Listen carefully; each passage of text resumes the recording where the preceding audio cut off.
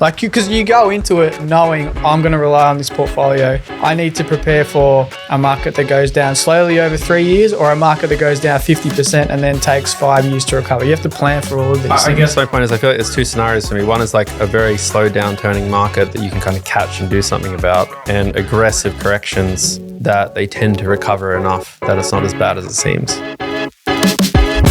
The Aussie Fire podcast is a collaboration between Strong Money Australia and Pearler, Australia's favourite boring long-term investing platform. Join our hosts, Dave from Strong Money Australia and Hayden from Pearler, as they discuss all things financial independence. At Aussie Fire, we're big fans of sharing experiences and talking about money. However, please note that any advice is general and does not consider your financial situation, needs, or objectives. Consider whether it's appropriate for you, and if in doubt, speak to a licensed financial advisor. Hey guys, welcome to a new episode of the Aussie Fire podcast. So today we're going to do an episode based on one of the most common fears, I would say, in the fire community. And that has been based on a listener question, which we're going to extrapolate and expand on in a lot of detail. So it's essentially, what if there's a GFC and I'm living off my portfolio? So how do I actually deal with that sort of scenario? Is there anything I can do to mitigate that risk? And how do I sort of plan for it in advance? Like, what can we do about it? So we're going to unpack that one in a lot of detail today. So it should be good. Yeah, looking forward to it. I mean, is this something, Dave, that you spend more time thinking about specifically, more than a normal person, you think? Because, the fact that you live off your portfolio right now is like important context. Maybe someone who's listening to us for the first time. Dave has achieved financial independence and is living off his portfolio. And it's like, do you ever have those moments when there's like a tech correction or even COVID specifically, you were living off your portfolio then too, right? Yeah, it's because my situation's a bit different from most people, perhaps in the sense that when we left work, we had a property portfolio and a small share portfolio. And so we started living off that money by, I've explained this before, but selling a property, we have a big chunk of cash, put that in the bank, live off that for a bit.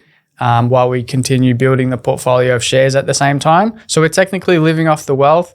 And then within a few years, my partner started earning some part-time income. Now I'm earning some part-time income. So it's not a true, living off your portfolio completely with absolutely no other income type of scenario. So I don't think it's like, I wouldn't classify myself as I'm living off my portfolio in the strictest sense of the word. So I don't feel like that's a fair comparison, but I do spend time thinking about it because it is something that's very important in the fire community. And I mean, my partner's income could stop tomorrow if she decides to stop working. And so I've always built our scenario and I've always constructed our finances in such a way that if our part-time income was to stop, I want to make sure that we can always live off that portfolio. I try to assume that it's going to be zero, right? And that we're just reliant on the portfolio. So I always run things with that in mind. But it is something that I've wanted to talk about more and explain things in more detail, like workarounds and strategies and tactics and stuff, because it is a big fear that it prevents people from retiring early in the first place because they're worried about it. But then also they're wanting to know the details more of how to actually manage GFC type scenarios in a case where they are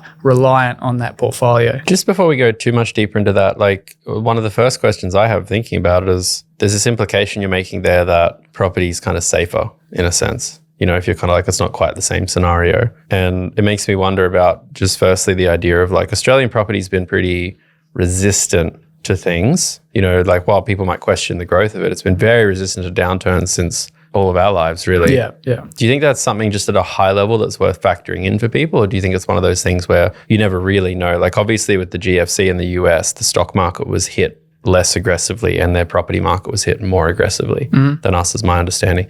So do you kind of look at it through that lens where you're either like, I look at property as a generally safer thing in a market crisis, or do you look at it and be like, everything has its day? I would say that if you're trying to live off an asset, property would generally be safer to live off in the sense that the volatility isn't the same. Because my scenario was living off capital, essentially with the property by selling it and using the money that way. But then the other scenario with property is obviously living off the cash flow, which in that kind of situation, you're not going to have, a market environment where rents are down 40%. Like I don't think we've ever seen that, possibly in the Great Depression in Australia. I'm not aware of what the numbers were back then, but nothing close to that in the last 50 years, right? So I would say if you're trying to live off cash flow, then yes, property would be easier to do that. But then the downside of that is most property in Australia is going to be lower cash flow to start with than shares because of the costs involved. So then it becomes more difficult to have the asset base or the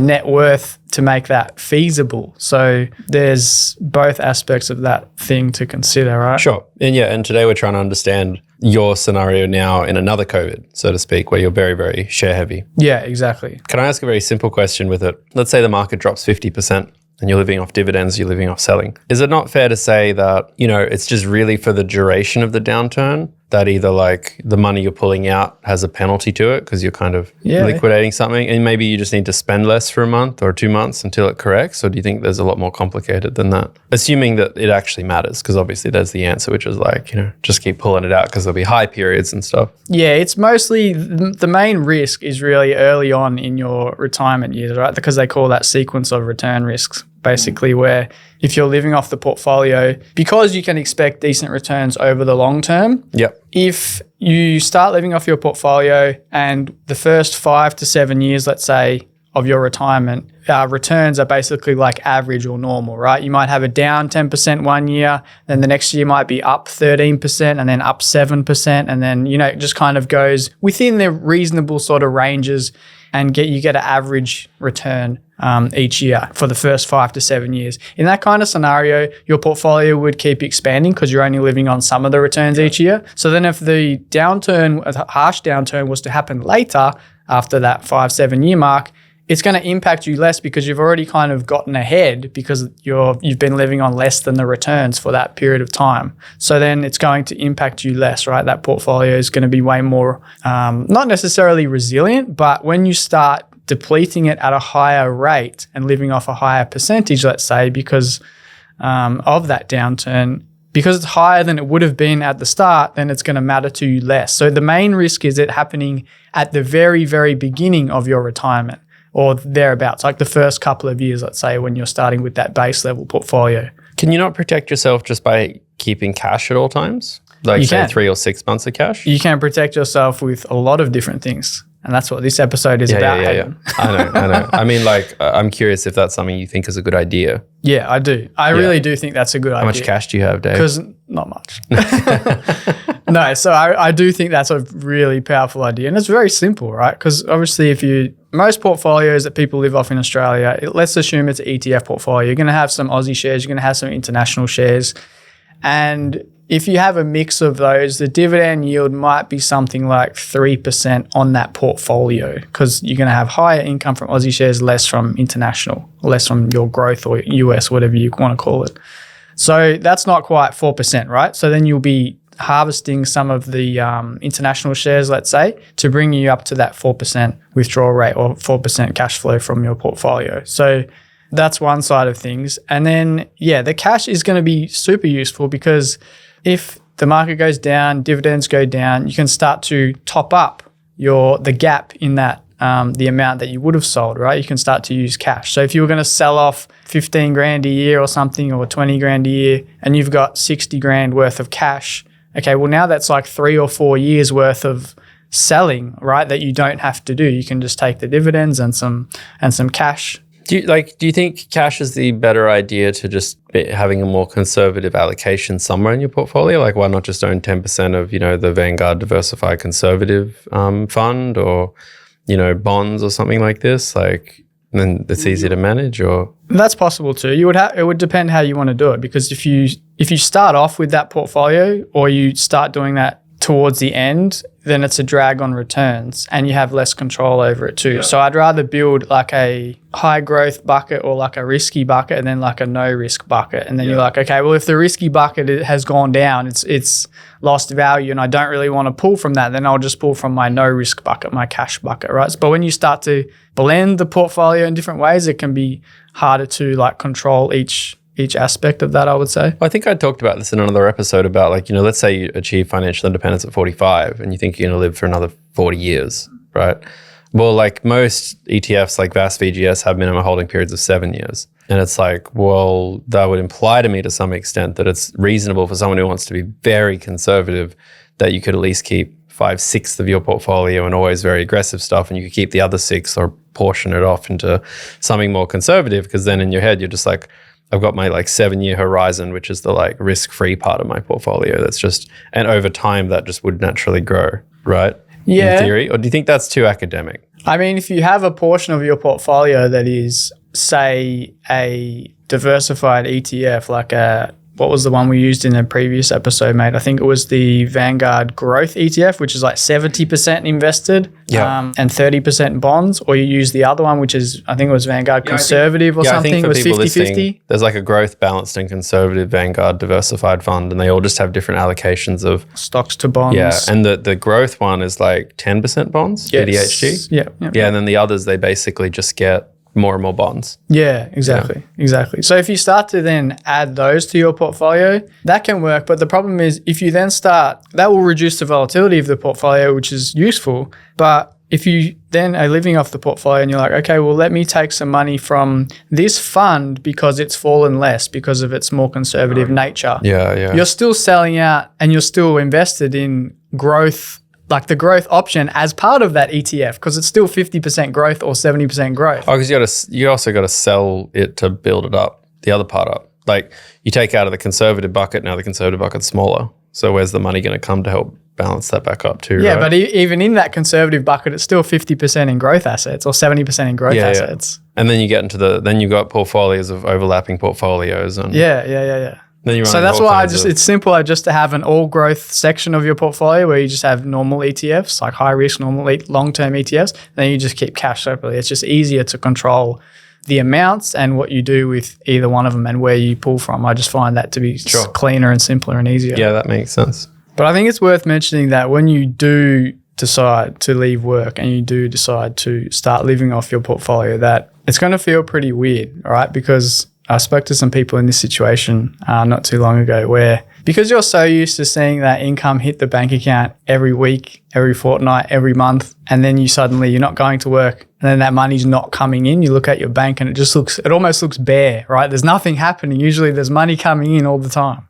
So it can feel a bit strange. And so there's a psychological component to all of this where you're like, okay, it becomes a bit more real and you kind of feel it viscerally like, okay, wow, there's definitely no other income here coming in. It's just me and this portfolio. So you can start to overthink it and start to concern yourself with the market's movements more than you otherwise would, because it's a bit unnerving. Because you used to rely on your income. Exactly. To move you forward. So then, now you're relying on the market. Yes. So then when you look at a share market falling 10% or 14% or something like that, you're like, not ideal, but I'm saving and investing, so it's fine. And then when that happens, when there's no employment income coming in, you're like, okay, that's really not ideal. Like that's not what I want at all. So you're going to feel it a lot more because the situation in which you're looking at that market is completely different. One thing I'm curious, Dave, about someone who has, transitioned into this living off your portfolio stages, does it make you change your spending at all? And I know the answer theoretically is no, because achieving financial independence is about not changing your spending. Mm-hmm. But back to the psychology of it to some extent. Sometimes, like maybe an example is, we talked about how I don't catch Ubers because I don't like paying for Ubers for myself. For work, I'll catch an Uber. But,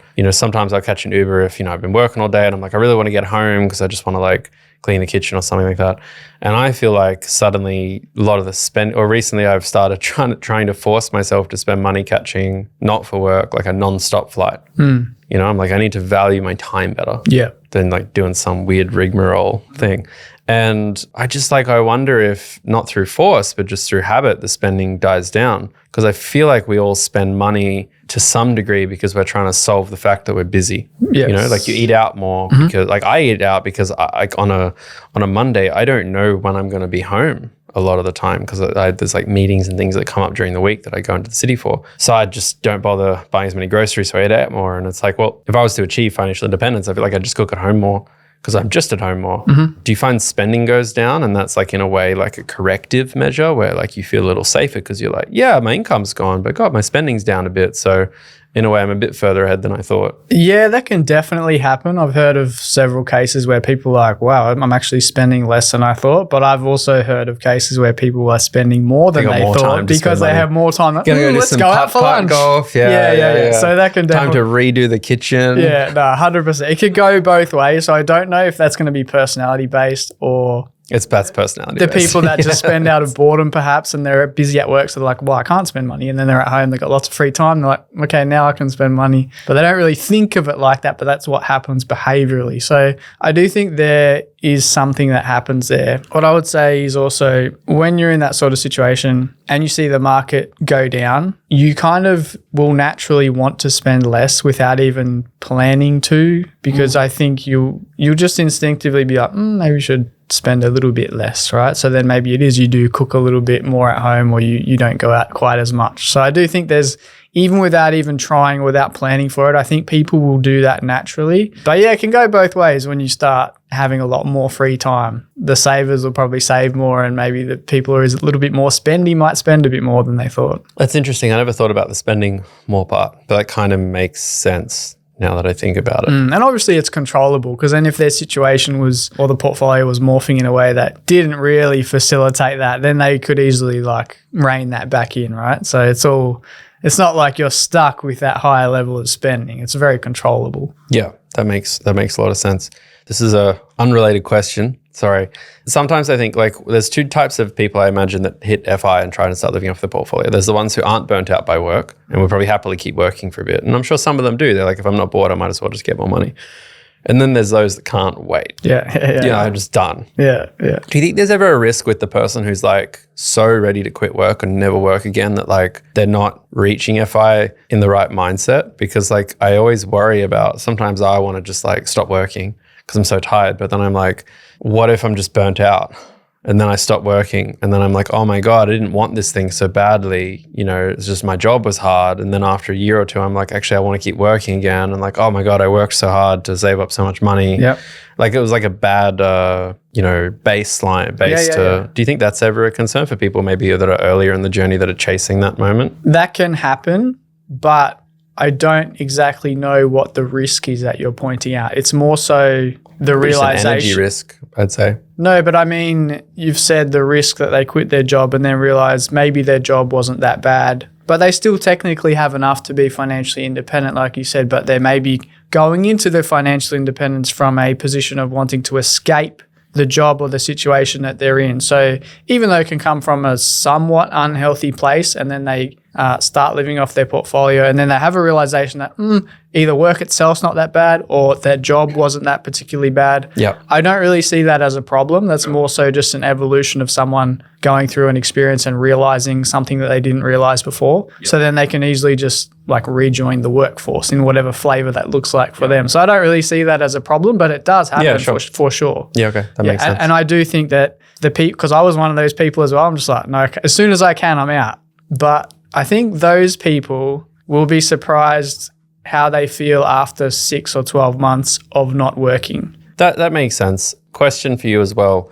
We're talking about living off your portfolio in practice. We've talked in previous episodes about the fact that you don't like, when you get paid dividends, it just goes into your cash pool. You're not like, oh my God, a dividend, it's like a paycheck. It's like anyone listening who's got a job who has like a buffer of cash, you don't really notice you getting paid because you could live without your job for months.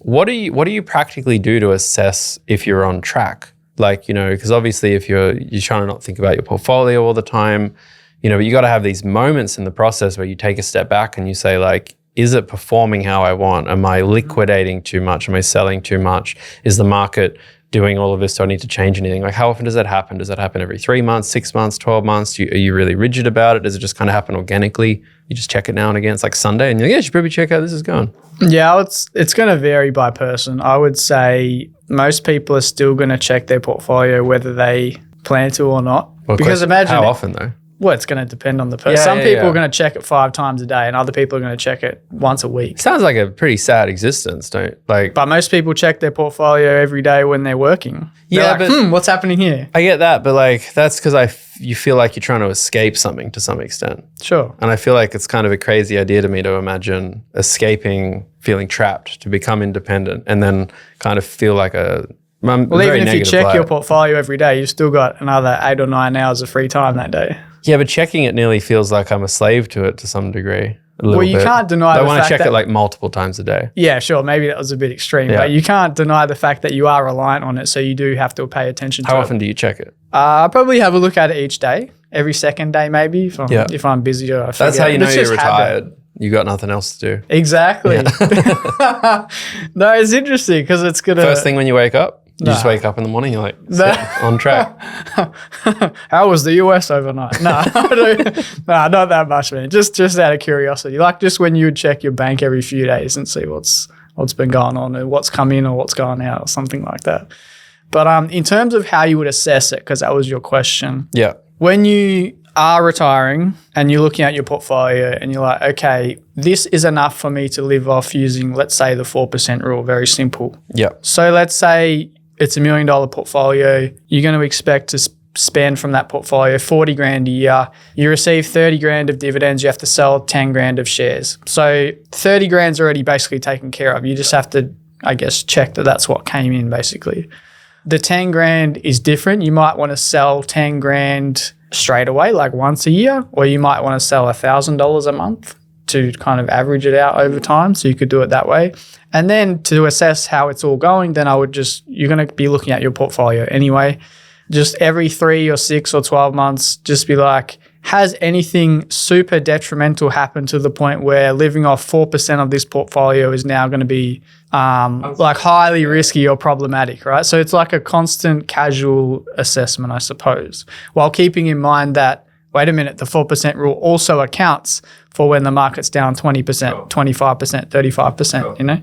Do you ever take more risks once you start living off your portfolio? And like a way to think about this is like sometimes I'm like, I don't like Bitcoin. Said that to many people. But let's imagine I do. Let's imagine I'm like, I should put some money in Bitcoin, maybe 1% of my wealth. Mm-hmm. Sometimes I'm like, I have a goal. I have an FI goal. That's distracting. Let's do the job of like, investing in the ETFs and let's not do dumb stuff. But part of me wonders, it's like once I'm there, once I'm living off that 4%, and I'm sure in your case, particularly for a conservative person, the portfolio is doing better than you plan on paper slightly, right? Mm-hmm. That makes sense because we want to live conservatively. Do you ever look at that and then think, if you'd have a part-time job, do you ever think, I have nothing to lose anymore?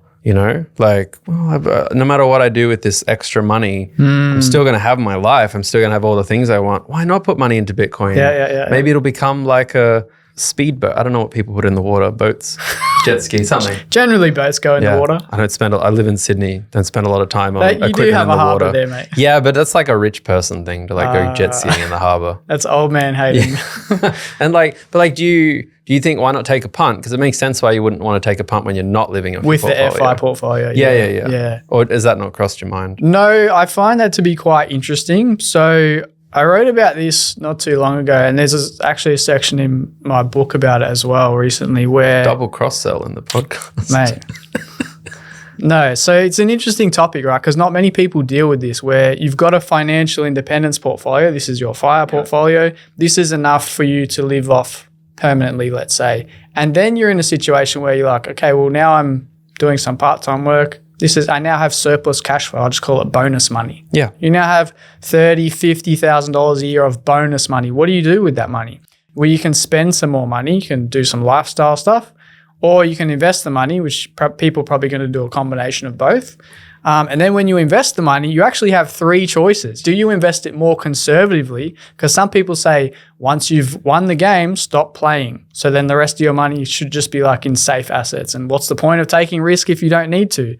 So that's going to be one set of people. The next set of people is like, maybe I'll invest it exactly the same as before. So it just goes into a bigger FI portfolio. So no change whatsoever. Yeah. And the next group of people, or the choice is I take more risk with it, which is what you're pointing out, which is also quite interesting. I find myself gravitating towards option 2 and option 3. So investing like most of it in the FI portfolio, and then Dave never stopped playing. Yeah. Yeah. So I don't see the point of, well, for me, I'm like, the most boring option is just to not take risk and just to put the money in the bank or something like that. That's the least interesting option. To me, I'd rather keep investing the money in my normal portfolio. And then also I'm interested in taking some like more, I suppose you could call it risky bets or speculative plays with some of the money, because I just find that more like, it's just more appealing or more kind of fun, I suppose. It's almost entertaining in a way. But I would never do that with the FI portfolio. I would always leave that as is. Sure. Yeah. How would you approach it, do you think? Do those riskier I'd options? probably be option 2 or 3 as well. Yeah, okay. It depends. If I feel like I have more lifestyle creep I want to see in my life, I think it depends. Like, am I more interested in like a low chance of a high thing, like a good thing happening, or am I more interested in like a medium to high chance of a pretty mild thing happening? So let's say I'm like, driving the car. Do I think, next time, 5-10 years when I get another car, I'd really like the premium version. Yeah, sure. Or, when I fly, it'd be really nice to like have the extra legroom seat. Or like if those things are on my mind, those like small things, then I'd probably be more inclined to say I'm going to put extra money in the portfolio so that the dividend amount goes up a tiny bit every month. And then that feels like I've got more wiggle room to spend. Because you get a little bit of the benefits of both, because you've got the high certainty from your normal sort of boring investing, but then that also gives you some lifestyle benefits because you know that there's going to be spendable money there. Yeah, whereas if I felt like I wouldn't spend more even if I had the money, I guess that's the thing. It's like if I feel like if I got more money for free, I would probably spend more. Then I'd be more inclined to just put it in the portfolio because I want to sustain that. I just want to play dice with it. But if I was like, I'm already spending everything I want to spend, short of something stupid, like let's go get a guided tour to Kilimanjaro or something, then I'd be more likely just to take a punt with it because it's not something I wanted anyway. And maybe you get What about a combination of each? No, I don't know. I feel like it'd be pretty binary. Okay, you're lucky. I feel like if there's more I want to spend day to day, week to week, month to month, I would just keep doing the normal thing, keep trying to build that up. Because I feel like a lot of people are not reaching financial independence when they've kind of got all the creature comforts they want in life. They just have enough to feel good. Yeah. And I think it would just be going between those two bands, would be continuing to do the same thing. And then once I've hit that top band, then I'd be like, yeah, let's go and do something silly, crazy. Oh, like a good crazy thing I always think about is this is such like a personality thing. But like, when you're on Domain and you see like 8,000 square meters of like land in the middle of nowhere, like on one of those islands between Tasmania and Melbourne. No, but anyway, and continue. you're just like, and it's like $100,000 and you're like, that could be a cool 50-year investment. Yeah. Like what if that turns out to be like the.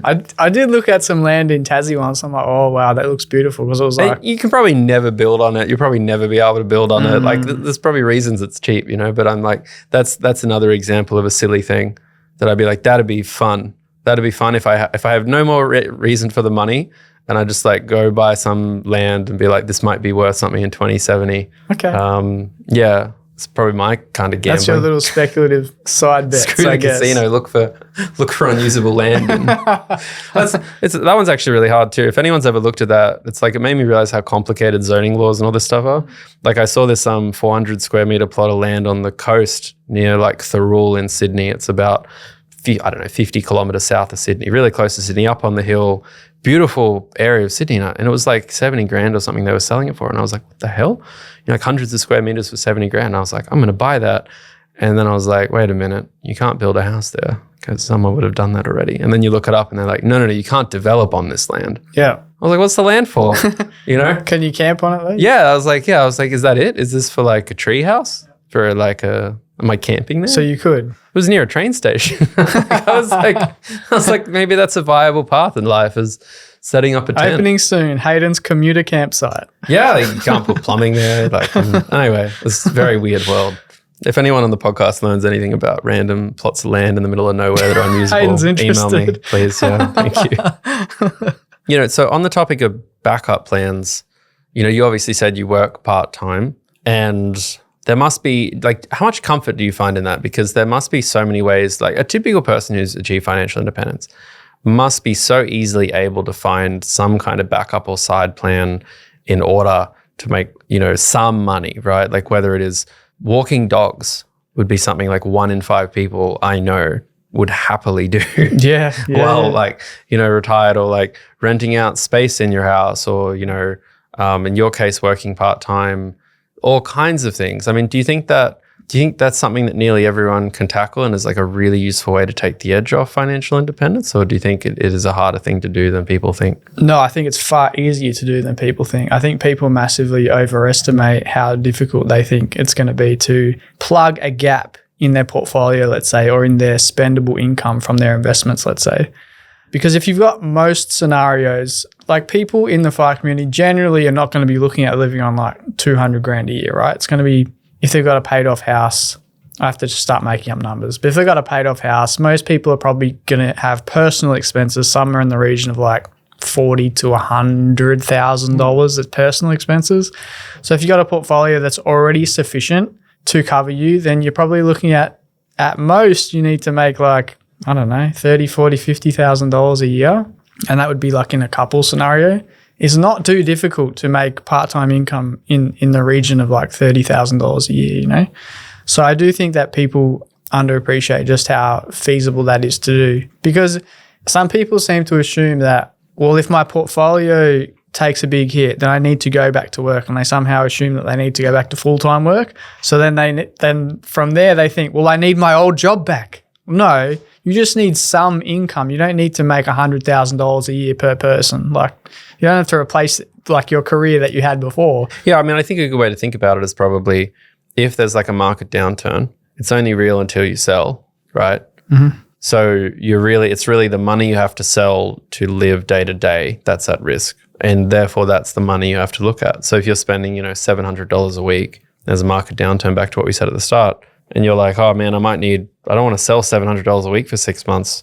Well, $700 a week for 6 months, what's 26 weeks? What's that like? So 18 grand. Yeah, I was going to say 15. And it's like, 20 grand, call it. And that's not too bad. That's not too scary. But I mean, that assumes the downturn only goes for 6 months. For sure. But I feel like, this is relevant to the episode. I feel like it's fair to say that most really, really bad downturns that, like, for lack of a better phrase, fuck the math, are going to be brief. I think I'm not sure about that. I don't think I've ever seen like a 40% correction and it just hold. No, it won't like hold. It won't be flat. I know you're talking about the ones that like creep down for a long time, right? Yeah, like either. Like it could be. But I think the ones that creep down for a while, they nearly are less scary to me because I feel like I have time to adapt if I really want to.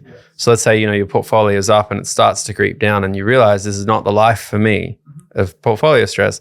So you can start selling it out while it's going down, which is not something, Dave and I would probably do, but you can always just rebalance your portfolio as you go, accept a slightly lower quality of life than you maybe aimed for, but enough that's still fine, and then you're like protected from it. I feel like the ones that keep me up at night are the ones that kind of happen without giving me time to like reflect and adjust, It'll be like Yeah, but you should have planned for it in advance, like, to be fair. Like, because you go into it knowing I'm going to rely on this portfolio.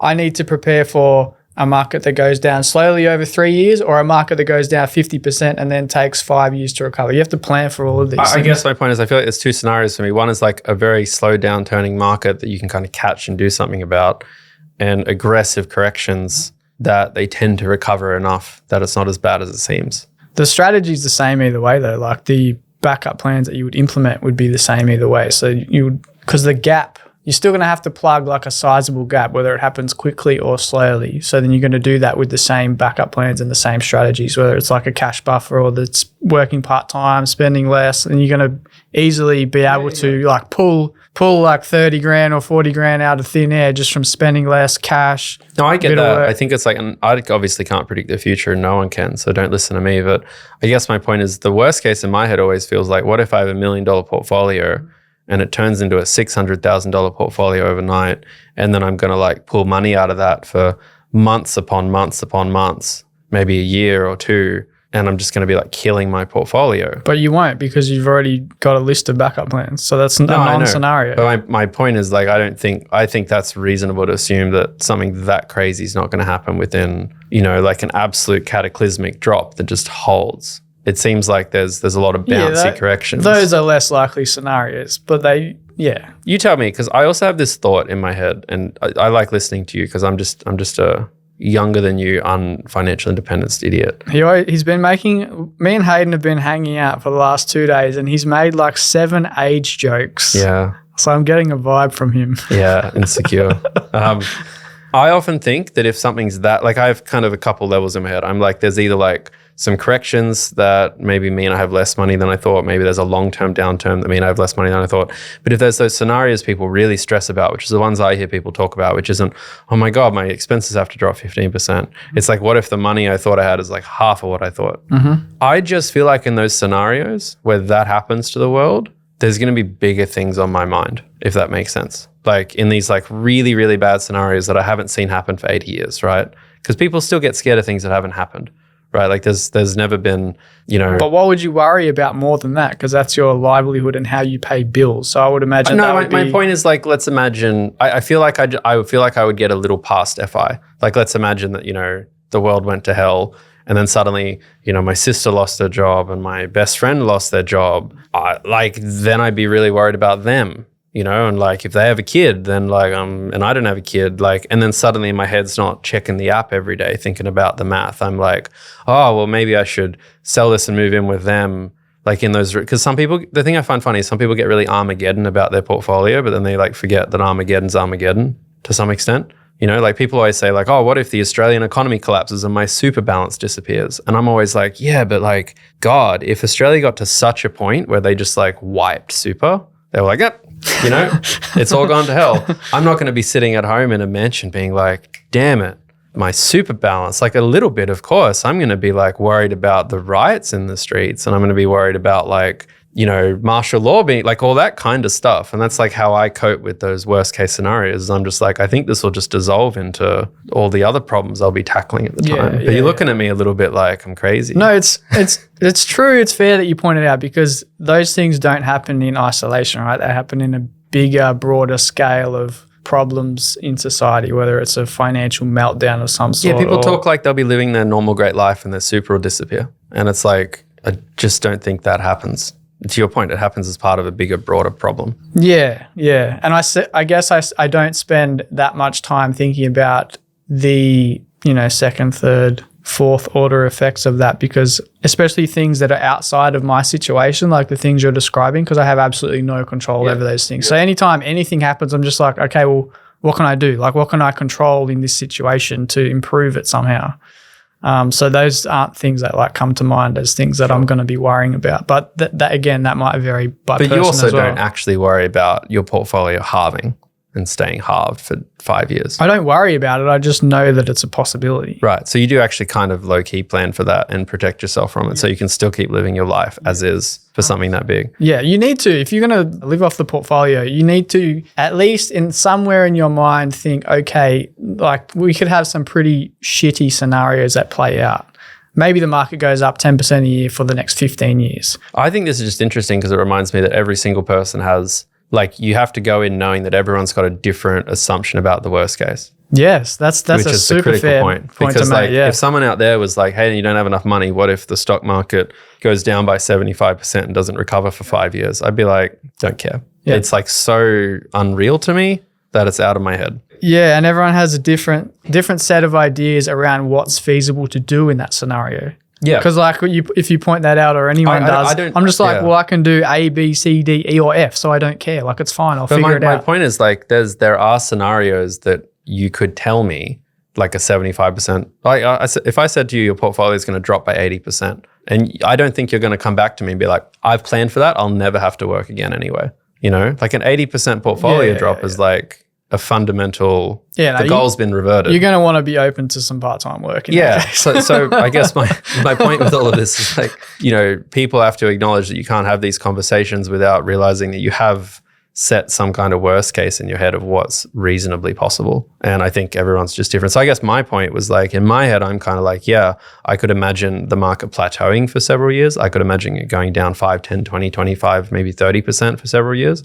But in any of my thinking where I'm like, I never want to work again, I would never think the value of the ASX is going to halve for several years. And I know it's really easy because I'm 32 and someone out there's listening and they're like, I was around when I had stocks in the GFC. And they're like, go look at those charts. And I get that. Like, go look at the ASX 200 from 2008 onwards and it's a scary looking chart. Yeah, that's the one I think of. Yeah. And I'm just like, that's possible. So what would I do? Yeah, for sure. And I mean, I think that's like, I mean, that is the worst one we've seen for a while. And, I don't know those numbers off the top of my head. I'm giving pretty ballpark numbers. But, for anyone listening and they're like, I'm not too sure what the worst case was, the GFC was considered a cataclysmic destruction of the stock market. Yes, and the economy itself. Yeah, exactly. Yeah, like there was genuine concerns that the economy itself wasn't going to recover for a good decade. Yeah. So go look at like the ASX index. I think it fell 54% or something like that. It was massive. And it started going back up pretty quick, but like... It did, but it took like many years to recover. So I think that's a great litmus test if people think we're just talking nonsense. It's like, you can punch it into Google, go look at the chart,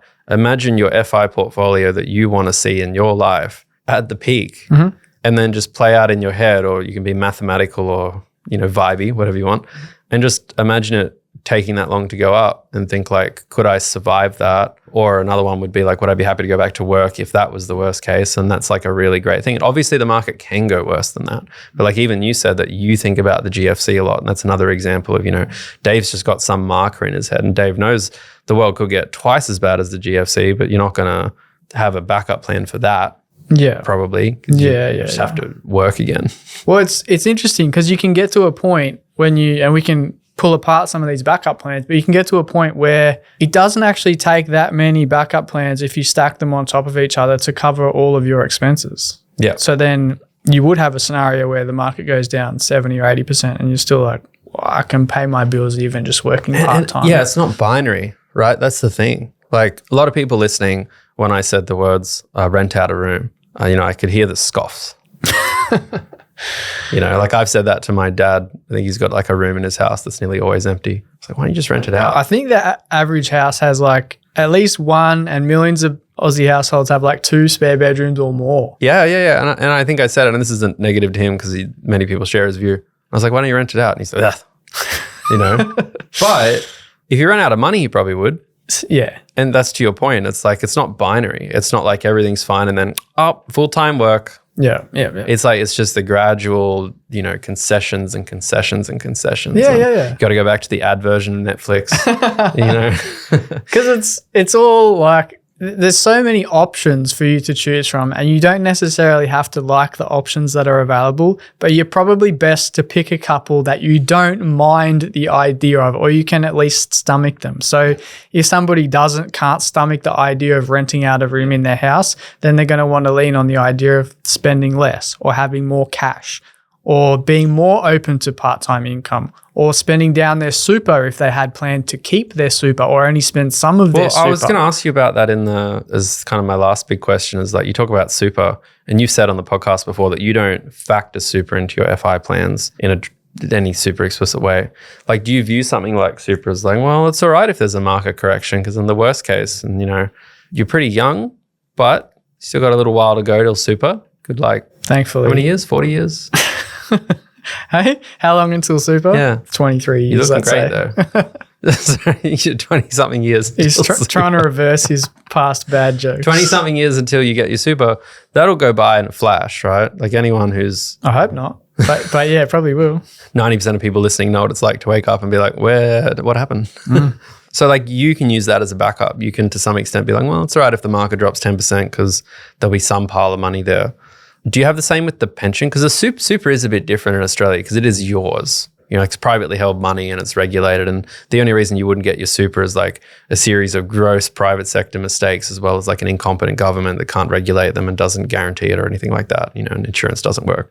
But like pension, I know some people get really scared about the pension because they think, what if there's no pension money in 25 years?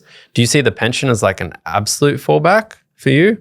If you're like, if it all went to absolute hell, and I can't envisage that scenario. Yeah. I would much prefer not to, just because I would rather fund myself than live off the government. Yeah. But I mean, it's there. I don't think it's going anywhere. I could easily live off it if I had to. So it is there and it is an option for people. I would say it doesn't make sense to ignore it. A lot of people seem to have this sense of, I don't even want to consider it's there, even if they're only, 10 years away from age 65, 67, which is fine, but you should consider it at least being there because it's a very, very high likelihood that it's absolutely not going anywhere. Yeah. So at least put it on your list of potential backup plans that you could draw on if you absolutely had to. Again, you might not like that option. It's probably not your favorite one, but at least have it on the list. Have all of these different things written down, which I recommend you do. And it's going to make you feel a lot better about not only pulling the pin on work, but then like living off your portfolio. When you see the market go down 20, 25%, you're like, okay, I actually have a lot of options here to play with. It's not this disaster scenario. I'm not stuck just watching the market go down as I'm helpless to do anything about it. I think you're right about the pension's pretty reliable to assume that it exists. I think that honestly, the two things that would scare me with pensions are them raising the age, which is a very easy thing for them to do slowly. Yeah, I do think that'll probably happen over time. Nothing crazy. Like I don't think you're going to raise it to 80 or anything. But the other thing is I've had a bunch of grandparents in the last years like dealing with getting very old into their 90s. And the one thing I've learned from that is like the pension's actually really cheap compared to aged care, you know? So it's like, you know, I think if some people are going to get worried about, and I remember this was like when my grandpa was like, no, the government wants me to stay home. You know? Yeah. They give me like however much pension money a week and then that's it. They don't have to worry about anything. And I think if people are going to get kind of alarmist about this stuff, it's not the pension they need to get alarmist about. It'll be like aged care spots or how much money they're going to spend on aged care. But, you know, a check coming into old people, I don't think is something people need to worry about. Yeah. Doomsday for. There's a couple of other weird kind of backup plans that you could implement if you really need to, or if you really wanted to just have a different form of cash that you could tap into, I guess. So one of them would be if you are a homeowner and you have a paid off home, or maybe even if it's not fully paid off, you could set up a line of credit or like you could borrow against it but not use the money while you're still working. Obviously, you just leave that kind of, you apply to access your equity. Maybe it's 200 or 300 grand, something like that, but you don't touch the money whatsoever. Yep. And then you're living off your portfolio and, you know, after a few years, maybe things turn to shit and you would rather not spend this and you would rather not rent out a room and you'd rather not do some part-time work. Well, you got hundreds of thousands of dollars here that you could potentially tap into. And then people would worry that there's debt against their home for that, which is fair. But then when your portfolio recovers, because you haven't touched it, remember, then you could later, when the market's picked up a lot and your portfolio is looking really good, then you can start to repay that debt potentially with the market returns when the market outperforms after it underperforms. Controversial comment. Dave's right. Didn't think about that. But I have friends who've done similar things, not in FI, but in general, of getting 12-month interest-free credit cards. Yeah. Which is like an equivalency for someone who might not have access to that. Is like if you have confidence that you'll be able to, you want to liquidate it just in the future, then you can get one of those credit cards. You don't get points or anything fancy. How much can you get? Like 20, 30 grand? Yeah. That's reasonable. Some amount where, you know, that you can put off actually paying basically a fee, any real interest fee on it for like a long time. People listen to this like, Hayden's recommending that you live off your credit card. Well, some of my employees do it to keep money in their offset. Yeah. So they just like are like, I want to load offset into my home loan and I'll just use a credit card and then I just get 6% return on all the money I spend. And it's interesting. Yeah. You can do it. There's a few. I never thought about it in like that kind of scenario. Well, you could do it with a margin loan as well, right? If you've got over $1 million share portfolio, you could probably access a couple $100,000 margin loan against that. And again, don't use it unless you absolutely have to. But all these, it's as one of my employees describes it, it's using someone else's money to solve a problem. Mm-hmm. Yeah. You know, which is the kind of common thread there, right? Yeah. Which is what borrowing is. And it's avoiding crystallizing losses at the worst possible time because you would rather not utilize some other source of money. Yeah, and for anyone listening that finds that really scary, all I can probably say is I found that really scary. And then after a while, you keep getting older and you start borrowing some money and you're like, oh, that's not as scary as I thought. Or you could just find another strategy. You don't have to do that one. If you find it like, no, that's a terrible idea, well, then don't do it. Yeah, I mean, it's not as scary as you think if you have faith in something, you know? Like buying a house and taking out a loan suddenly becomes less scary once you feel really, really, really confident that the house will grow in value. And you can pay it. And you can pay it, yeah. But if you don't have that confidence, it's the scariest thing in the world. Yeah. You know, so same, like I'm scared to take out a loan to start a business because starting a business sounds scary as hell, you know? Whereas like if for some reason someone was like, I have this idea, we're going to sell frozen yogurt. No good. Yeah, probably. How many frozen yogurt places have gone out of business in the last? Yeah, I don't know. Anyway, then I'd be like, oh my God, let's do it. So it's all just about confidence at the end of the day when it comes to those backup plans. I suppose if we're thinking about backup plans in the context of the portfolio itself, you did mention earlier how you could possibly have some slightly less risky parts of the portfolio. You could also do it with different asset classes, with the idea being that not only you have less risky portions of the portfolio that are less volatile, but you could also have portions of the portfolio that move in different ways to the stock market. So what they call non-correlated assets. So something that zigs when the stock market zags, Alcohol. you know, things like that. Exactly. What? No. Alcohol is known as like one of the best investments during recessions or whatever. Alcohol sales are like completely inversely correlated to like overall economic performance or something. I thought you were saying that's a way to feel better about your portfolio when it's down. No, it's one of those like It's a cope. It's just one of those weird things that does well when everything else is bad.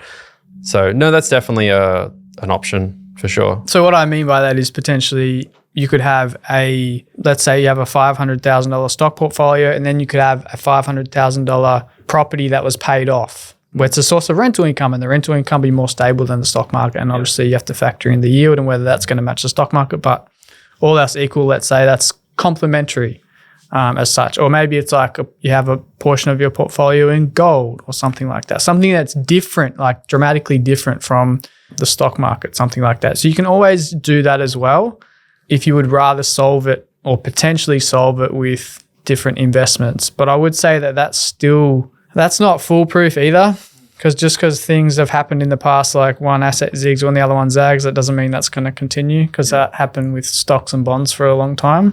But then I think it might have been during COVID, they fell at the same time, so that didn't work. So there's those types of things that have happened in the past, and they have like long-term trends and similarities. They don't always hold true permanently, so I wouldn't want to super rely on that either. That would feel more outside of my control, so I wouldn't personally like to rely on a strategy like that. That makes sense. Another way you could reduce your reliance on the portfolio is if you go into retirement with a home loan still, you've got your investment portfolio and you've chosen to invest rather than pay off your mortgage because you wanted the higher returns. Maybe you get to the point where you can live off your portfolio and the portfolio is able to fund your mortgage repayments as well as your lifestyle.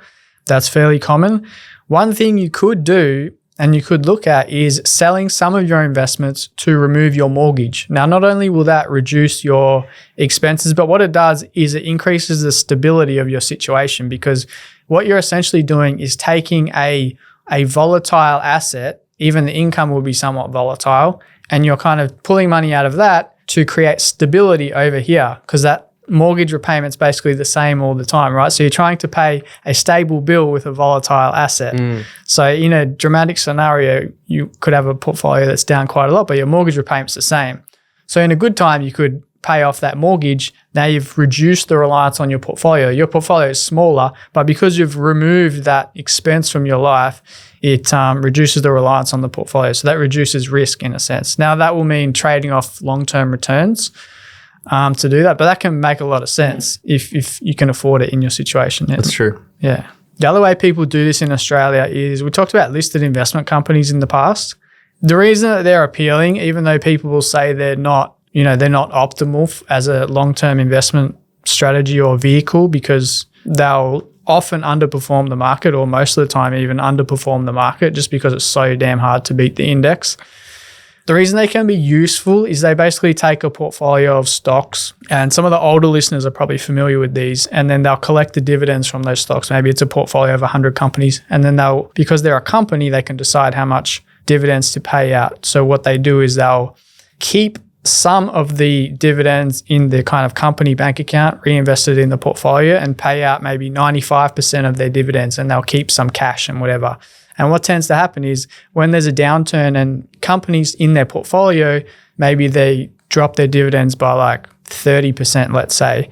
Instead of taking a 30% haircut on your income, the listed investment companies are able to use some of the cash that they've kept. So kind of like you would as an individual, use some of the cash that they've kept, some of the excess franking credits from previous years, and they're able to pay a dividend that is basically the same as the previous year. Or maybe they just cut it by 10% instead of 30%. Now, eventually that can't last forever. Like they can't keep a permanently, stable dividend if the market dividends like collapse year after year after year after year. But that can be that has proven to be a fairly reasonable workaround if someone is trying to live off just purely the dividends from the portfolio and not sell assets whatsoever. And the trade-off to that is generally lower, longer term returns. But that's a common approach in Australia, though, I would say. Yeah, that makes sense. That's really interesting about the listed investment companies. I'd love to unpack that on another episode. Hopefully we've talked about a lot of interesting things in this episode for everyone. Tons of different scenarios, how to deal with, trying to actually retire and live off a portfolio, particularly in terms of backup plans. We've talked about lots of different practical things you can do. We've talked about the psychology of things in particular, because a lot of this stuff is psychological, whether it's pensions or super, or it's how ways you can get extra money or cut down on your spending or reorganize your portfolio. So hopefully there was a lot of points there. A lot of people listening obviously are not at the stage where they're living off their portfolio, but it's always a nice thing to think about, because the more you think about it, the more real it might seem, and then the more easy it is to get motivated to get to that point. So if you yourself have any questions relating to this or any other topics you want to ask, you can reach out to us via a link in the show notes or the description. It'll come to us. Otherwise, you can email us, hello@aussiefirepod.com. Alternatively, you can reach out to us on social media, myself at Perla and Dave at Strong Money Australia. We always love to hear from our listeners. That's why we do this. So thanks for listening, and we'll catch you next time. Thanks, guys. We hope you enjoyed this episode of Aussie Fire. For more FI inspiration, head to perla.com to browse our resources, calculators, and community insights. Perla is an authorized representative, number 1281540 of Sandland Private Wealth Pty Ltd with AFSL number 337927. Knowledge is power, especially when investing. So always seek advice and/or check out the relevant disclosure document for any financial product, including the PDS and TMD before deciding. These are available from the product issuer's website. When you invest, your capital is at risk, and past performance is not a reliable indicator of future investment returns.